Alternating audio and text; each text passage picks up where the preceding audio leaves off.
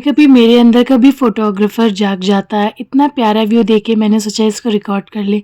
बार-बार तितली फूल पर बैठ रही थी और एक फूल तो उसने तोड़ भी दिया था और उसके बाद मैं आ गई थी घर के अंदर। फिर मैंने चटनी बनाई क्योंकि मैंने आज सोचा था कि आज मैं अप्पे बनाऊँगी और अप्पे के साथ चटनी बहुत अच्छी लगती है। कृष्णा अपने स्कूल जा चुके थे और कृष्णा के पापा भी ऑफ़िस चले गए थे।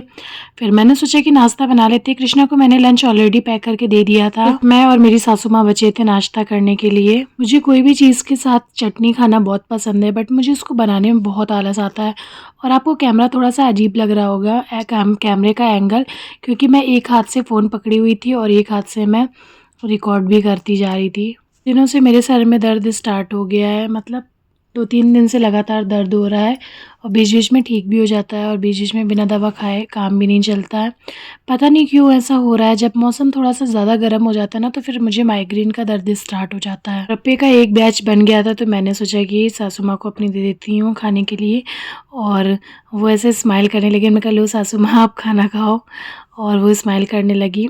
फिर मैं भी आ गई थी अपना नाश्ता लेकर। जब कृष्णा स्कूल में रहते हैं ना, तो टाइम बिल्कुल भी कटता ही नहीं है, मतलब 8:30 बजे वो जाते हैं और 12:30 बजे घर आते हैं।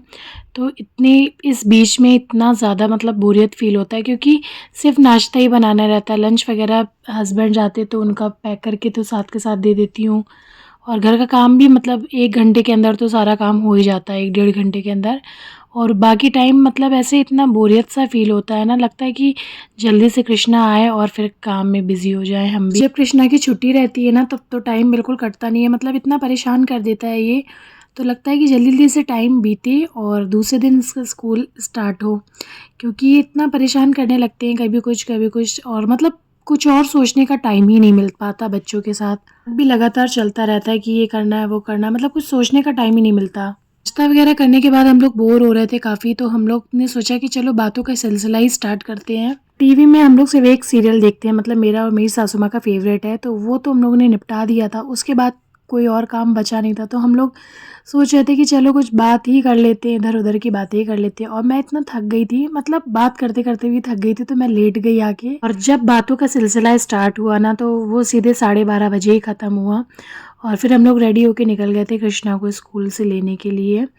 और कृष्णा और उनकी बहन दोनों इतना परेशान कर रहे थे दोनों कार में। फिर उनके फूफा उनके लिए रोटी लेकर आए और दोनों ने एंजॉय किया और हम लोग भी मतलब घर के लिए वापस रवाना हो गए। कृष्णा का स्कूल से वापस घर आते टाइम इतनी मस्ती स्टार्ट हो जाती है, इनफैक्ट वो दोपहर में सोना भी नहीं चाहता, वो सोचता है कि बस खेलते रहो। फिर मैंने उसको जैसे तैसे सुलाया और आज का व्लॉग यहीं समाप्त करती हूँ। आपसे मिलती हूँ अगले व्लॉग में, तब तक के लिए बाय बाय।